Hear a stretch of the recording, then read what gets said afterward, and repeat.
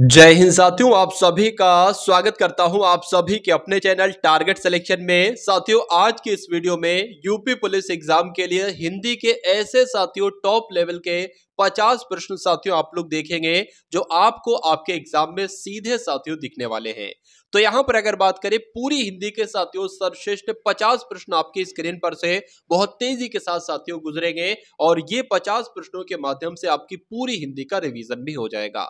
तो साथियों, परीक्षा की अगर बात करें तो परीक्षा को पास करने के लिए इन 50 सवालों के जवाब आपको साथियों मालूम होना चाहिए। तो क्लास आपकी शुरू हो चुकी है और पहला प्रश्न आपकी स्क्रीन पर आ चुका है कि हिंदी साहित्य के इतिहास में जो कबीरदास हैं, सूरदास हैं, महावीर प्रसाद द्विवेदी हैं या प्रेमचंद्र है, हरिवंश राय बच्चन है, इनका जन्म साथियों किस राज्य में हुआ था। देखिए, जिन लेखकों का जन्म उत्तर प्रदेश में हुआ है ना, वो लेखक आपसे साथियों एग्जाम में पूछे जाते कि इनका जन्म किस राज्य में हुआ है। तो आप लोग ध्यान रखेंगे जितने भी नाम साथियों यहां पर लिखे हैं इन सभी का जन्म साथियों अपने उत्तर प्रदेश में हुआ है, इसलिए आंसर आपका ऑप्शन नंबर सी के साथ जाएगा। उसके बाद देखिए, राजपुरुष में साथियों कौन सा समास है। तो राजपुरुष की अगर बात करें तो राजा का पुरुष हम लोग एक तरीके से कह सकते हैं। तो यहां पर तो साथियों संबंध तत्पुरुष समास है। कौन सा? अगर संबंध भी लिखा हो तो संबंध भी लगा देना। कौन सा तत्पुरुष समास है? तो संबंध तत्पुरुष समास है। आंसर आपका जाएगा ऑप्शन नंबर सी के साथ। अब उसके बाद देखिए साथियों, पक्ष शब्द क्या है। आपसे पूछा जा रहा है पक्ष शब्द तद्भव है, तत्सम है, देशज है या साथियों संकर है।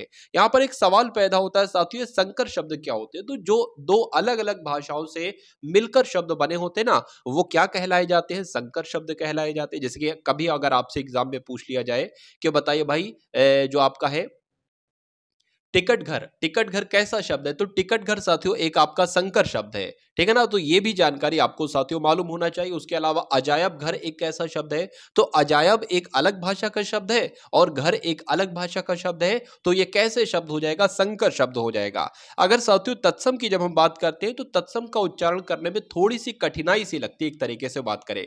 मतलब एक छोटे बच्चे से अगर पढ़वाओगे, तद्भव शब्द को पढ़वाओगे तो बहुत आसानी से पढ़ लेगा, तत्सम शब्द को पढ़वाओगे तो थोड़ा सा उसको दिक्कत लगेगी।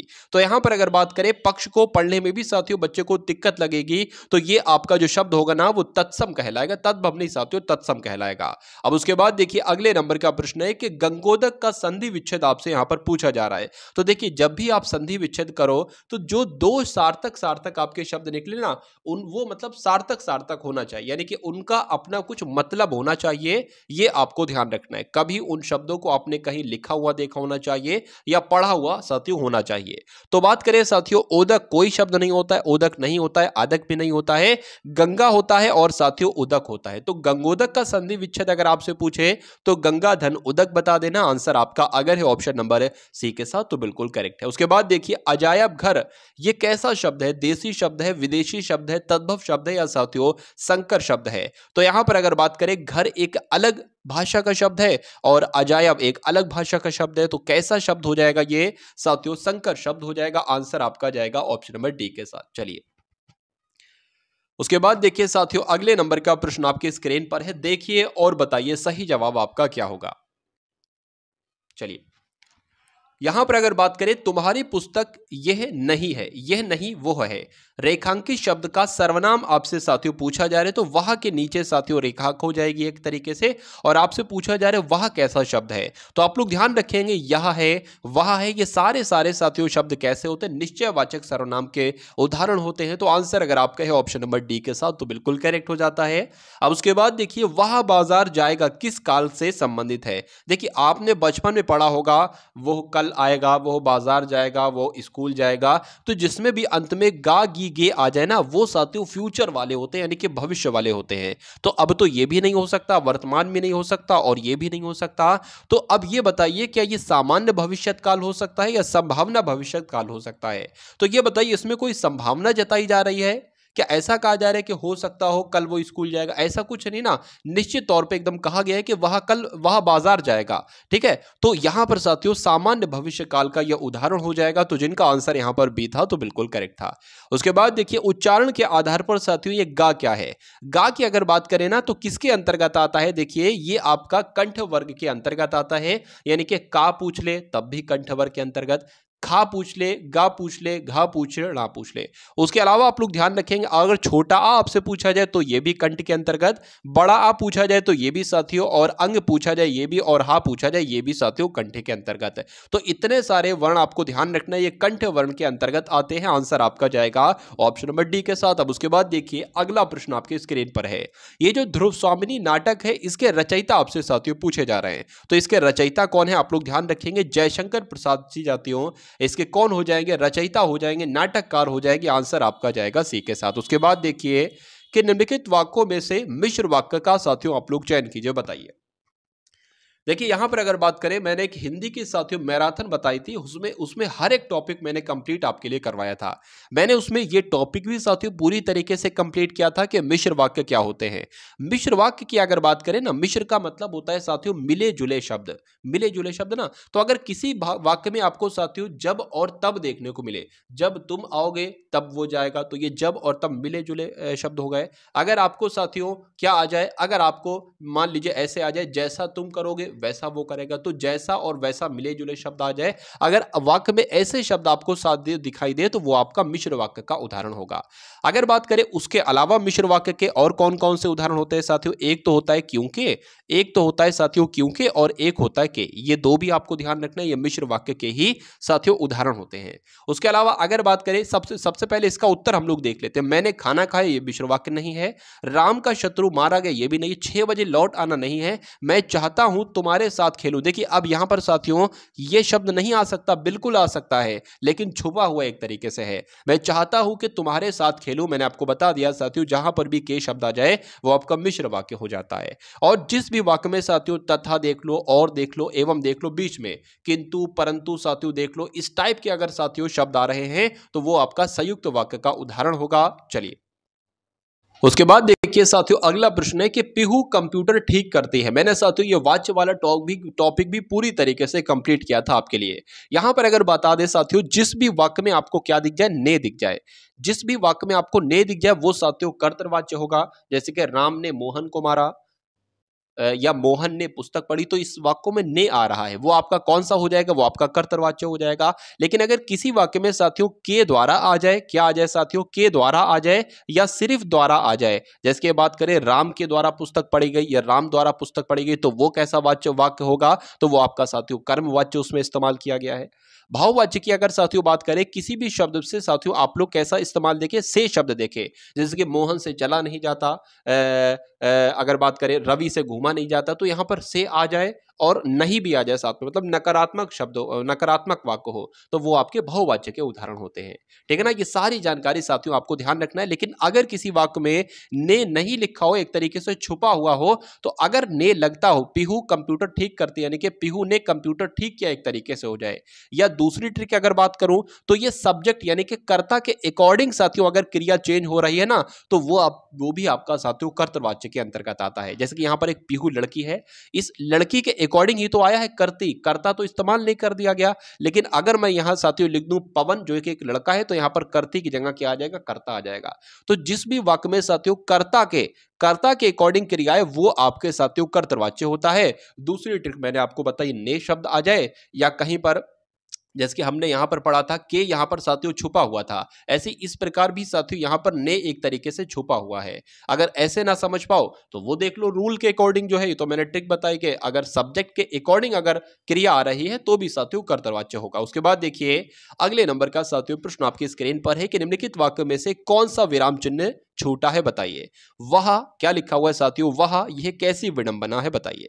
देखिए यहां पर अगर बात करें, वह के बाद साथियों ये एपोस्ट्रोफी आपका आना चाहिए, यानी कि विस्मयादि बोधक साथियों एक तरीके से चिन्ह आना चाहिए था, और ये चिन्ह साथियों इस प्रकार से बनता है। तो आंसर आपका जाएगा ऑप्शन नंबर सी के साथ। उसके बाद देखिए यथासाध्य शब्द में कौन सा समास है, बताने की कोशिश करें। देखिए मैं आपको साथियों बता चुका हूं, अगर किसी भी शब्द का साथियों पहला पद आपको देखने को मिल जाए, क्या, यथा देखने को मिल जाए, या साथियों यथावत देखने को मिल जाए, या साथियों अनु देखने को मिल जाए, या साथियों प्रति देखने को मिल जाए, तो वो साथियों उसमें कौन सा समास होता है, अव्ययी भाव समास होता है। ये भी आप लोग ध्यान रखेंगे, ठीक है ना।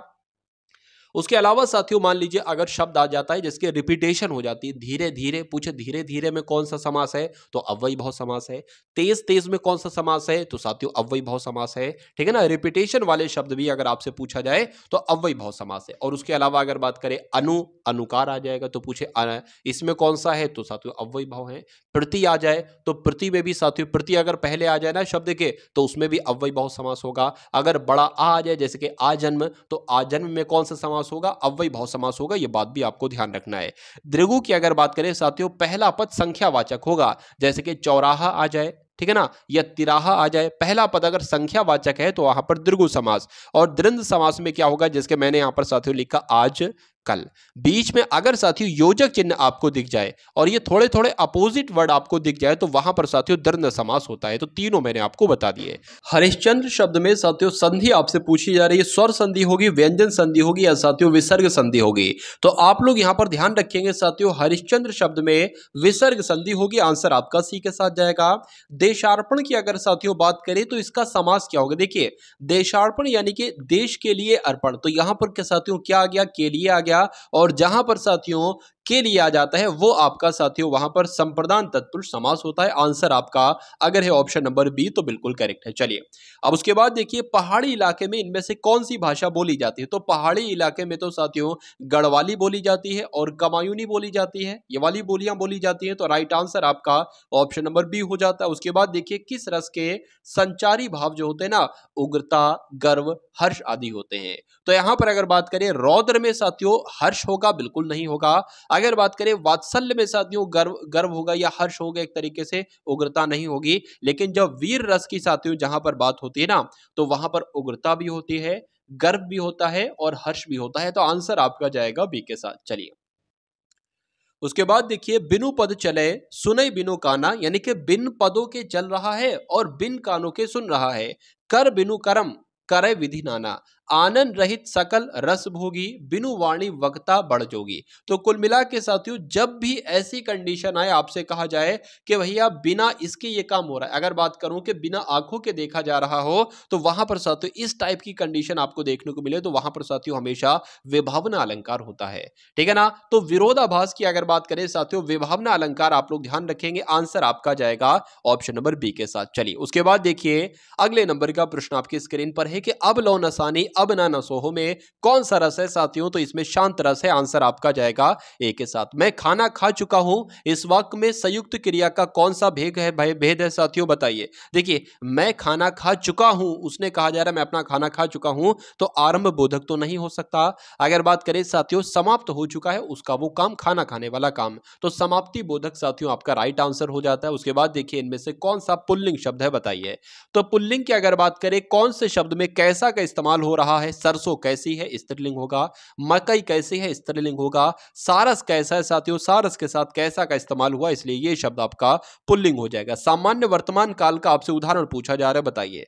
तो सीता बाजार जाती होगी, तो ये तो साथियों सामान्य वर्तमान काल का उदाहरण नहीं है। रमेश ने समाचार पत्र पढ़ा, वर्षा हो रही थी या वह कोलकाता जाता है। तो आपने बचपन में साथियों पढ़ा होगा ता है, ती है, ते है कहीं पर आ जाए तो वो आपका सामान्य वर्तमान काल का उदाहरण होता है। आंसर आपका जाएगा डी के साथ। चलिए उसके बाद देखिए साथियों पवन का पर्यायवाची शब्द कौन सा नहीं है, यह आपसे पूछा जा रहा है, बताइए। तो पवन की अगर बात करें, पवन को समीर भी कहते हैं, मारूद भी कहते हैं और वात भी कहते हैं, लेकिन अनल नहीं कहते हैं।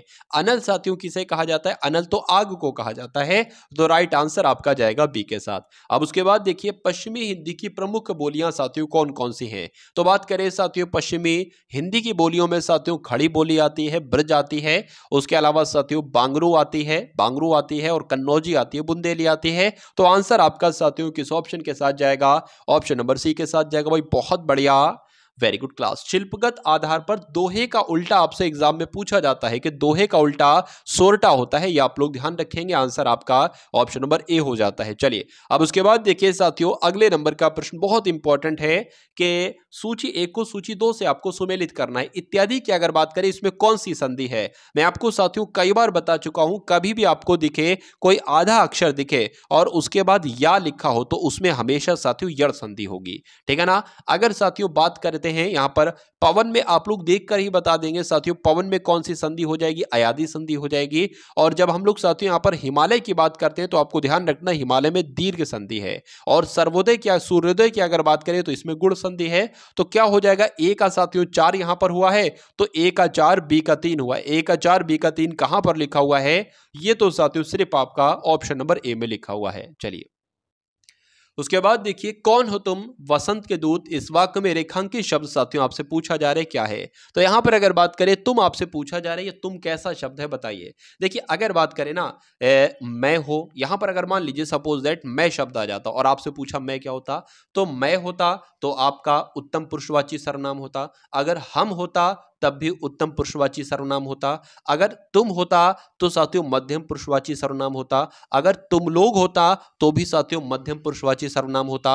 अगर साथियों वह होता ना, वह होता तो अन्य पुरुषवाची सर्वनाम होता। तो कुल मिला के अगर बात करें यहां पर तुम है तो यहां पर मध्यम पुरुषवाची सर्वनाम हो जाएगा। आंसर आपका जाएगा बी के साथ। चलिए निम्नलिखित वाक्यों में से किसमें अकर्मक क्रिया का इस्तेमाल किया गया। देखिए सकर्मक क्रिया और अकर्मक क्रिया, अगर साथियों यहां पर बात करते हैं छात्र लिख रहा है, अब मैं कहूं यहां पर क्या लिख रहा है तो जवाब आया साथियों कुछ लिख रहा होगा, कुछ भी लिख रहा होगा। हिंदी की अगर बात करें या अंग्रेजी की बात करें, कुछ भी लिख रहा होगा तो यह आपका सकर्मक क्रिया है एक तरीके से। वह छात्र पढ़ रहा है तो पढ़ रहा होगा, कुछ ना कुछ तो पढ़ रहा होगा, हिंदी पढ़ रहा होगा, अंग्रेजी पढ़ रहा होगा, उर्दू पढ़ रहा होगा, कुछ पढ़ रहा होगा। बालक खेल रहा है तो साथियों खेलना एक तरीके से क्या है, सकर्मक क्रिया है। तो साथियों अगर बात करें आपको ध्यान रखना है सोना क्या है, यहां पर अब कुछ नहीं कह सकते क्या सो रहा है, कैसे सो रहा है, ये नहीं जवाब आएगा आपका सामने। तो सोना साथियों एक अकर्मक क्रिया है, इसलिए आंसर आपका जो जाएगा वो ऑप्शन नंबर ए के साथ जाएगा। अब खेल रहा है तो कुछ ना कुछ तो खेल रहा होगा, बैडमिंटन खेल रहा होगा, क्रिकेट खेल रहा होगा, हॉकी खेल रहा होगा। तो कुल मिला के अगर बात करें नीचे वाले साथियों सकर्मक क्रिया के उदाहरण है और ऊपर वाला इकलौता एक अकर्मक क्रिया का उदाहरण है, तो वही आपका बिल्कुल सही जवाब हो जाता है। चलिए विजयदशमी संज्ञा शब्द में संज्ञा कौन सी आपसे पूछा जा रहा है। तो मुझे यह बताइए विजयदशमी क्या एक समूह है, नहीं, भाववाचक भी नहीं है, जातिवाचक है या साथियों संज्ञावाचक है। देखिए ये एक यूनिक नाम है विजयदशमी और कुछ नहीं होता है। हाँ अगर त्योहार आपसे पूछा जाता कि त्योहार शब्द में कौन सी संज्ञा है तो आप जातिवाचक बताते, लेकिन विजयदशमी की अगर बात करें या ईद की अगर बात करें, होली की बात करें, ये सारे के सारे साथियों शब्द व्यक्तिवाचक संज्ञा की श्रेणी में ही आते हैं। उसके बाद देखिए हिंदी साहित्य के आरंभिक काल को आचार्य रामचंद्र शुक्ल ने क्या कहा था साथियों, तो वीर गाथा काल कहा था। आंसर आपका जाएगा सी के साथ। वीर गाथा काल के सर्वश्रेष्ठ कवि किसको कहा जाता है साथियों, किसको कहा जाता है, चंद्रबरदाई को कहा जाता है। आंसर आपका ए के साथ जाएगा। हिंदी के प्रथम गद्यकार की अगर बात करें तो कौन है बताइए। चलिए तो आप लोग ध्यान रखेंगे साथियों लल्लू लाल का नाम, और ये लल्लू काल ही साथियों हिंदी के प्रथम गद्यकार हैं। ये प्रश्न आपसे एग्जाम में पूछा जाता है। उसके बाद देखिए साथियों कि हिंदी के सर्वप्रथम प्रकाशित पत्र का नाम, यानी कि हिंदी का पहले अगर पत्र की अगर बात करें तो उतंड मार्तंड आप लोग ध्यान रखेंगे। आंसर आपका जाएगा बी के साथ। छायावाद के प्रवर्तक किसे कहा जाता है, तो जयशंकर प्रसाद की अगर बात करें ये साथियों कौन है, तो ये छायावाद के प्रवर्तक हैं। आंसर आपका डी के साथ जाएगा। प्रेमचंद्र के अधूरे उपन्यास का नाम क्या है बताइए, तो मंगल सूत्र साथियों किसका उपन्यास है, मुंशी प्रेमचंद्र जी का उपन्यास है, और ये मुंशी प्रेमचंद्र का साथियों एक तरीके से अधूरा उपन्यास है।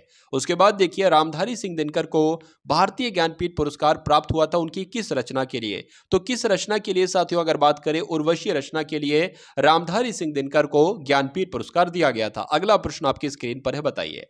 यहां पर अगर बात करें हिंदी साहित्य के इतिहास के सबसे सर्वप्रथम लेखक कौन थे बताइए, तो गारसा दत्तासी का नाम साथियों आपको बहुत ध्यान रखना है, बहुत ध्यान रखना है साथियों, क्योंकि यह प्रश्न आपसे पूछा जा सकता है कि हिंदी साहित्य के इतिहास के सबसे पहले लेखक कौन थे, तो गारसा दत्तासी ही थे।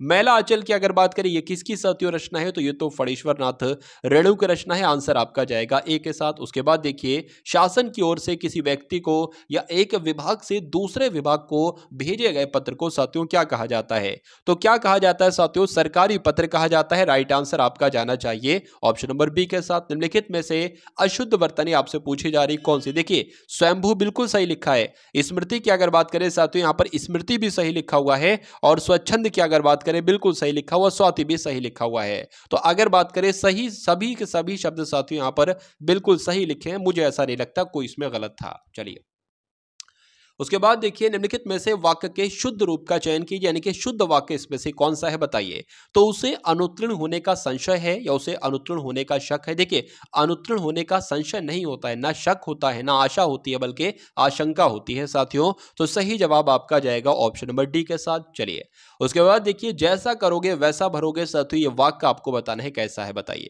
तो यहां पर अगर बात करें जैसा और वैसा आ जाए तो वो आपका साथियों संबंधवाचक सर्वनाम का उदाहरण होता है। आंसर आपका जाएगा ऑप्शन नंबर सी के साथ, ठीक है ना। अगर निजवाचक की अगर बात करें तो यहां पर शब्द आ सकता था साथियों खुद या स्वयं आ जाता तो निजवाचक लगा देते। निश्चयवाचक की अगर बात करें तो यह शब्द आ जाता।